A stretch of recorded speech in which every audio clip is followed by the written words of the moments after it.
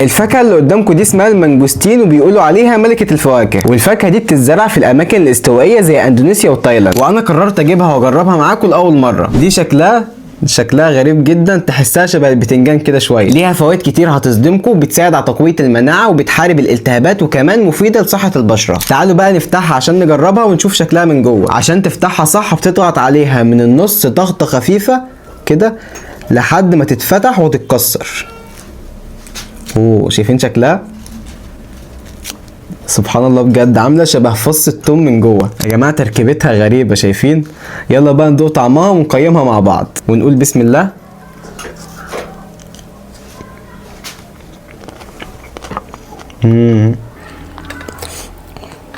طعمها كده تحسه خوخ مع تدي لمسه كده مع الفراوله، يعني ميكس كده الاتنين مع بعض. لا نجرب تاني.